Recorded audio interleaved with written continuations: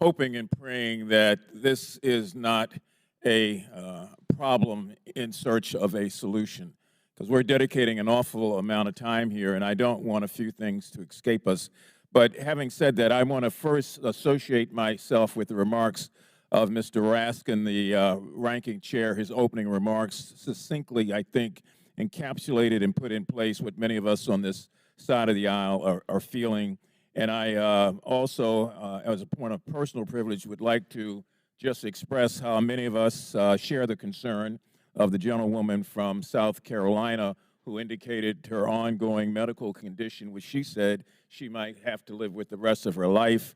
That just got me for a moment, and I wanted to make sure that that's on the record. Now, I would disassociate myself with her remarks when she said, as did the gentlewoman from Georgia, God bless Elon Musk. For me, it's God bless my country, God bless my family, God bless my friends. Mr. Musk can take care of himself. I would also caution, if I might, all of us, but particularly the gentleman from South Carolina who said earlier that there is proof that Hunter Biden committed multiple felonies. The gentleman said that without offering anything for the record. And I know we're all covered by congressional immunity in terms of when we're on the floor and when we're in these committees, but sometimes we probably don't want to feed into hot rhetoric. I mean, we campaign in that kind of poetry, but we are elected to govern in prose. And when you do that, there's a different sense of responsibility that goes with all of us. Mr. Roth, I listened to you, and I feel bad that you were attacked. And, you know, you had to sell your home. You had to move your family. And I just want to remind you and remind myself that there are members of this committee who are also always under attack because of their race or because of their surname or because of their political affiliation. That kind of reckless incitement, I think, is best dealt with when you have content moderation. Otherwise, we gin up the rhetoric. The people who can't control themselves oftentimes don't, and then we see violence occurring against whether it's members of Congress through threats or persons like yourself in the private sector. Ms. Navaroli, you in your testimony stated that on the morning of January the 6th that you sent lawyers a message warning them that your team was hamstrung by leadership.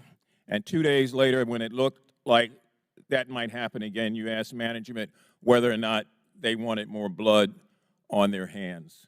What was their response, and what did they do? Yes, thank you for that question. On the morning of January 6th, I did send that message to a Twitter lawyer, specifically because I believe that Twitter was going to be facing liability for what was going to occur that day. I do not remember their exact response, but I do remember there coming in a response of confirming that the information had been received. Would you repeat the second question that you asked? I wanted to know what was their response. What did they do? Nothing.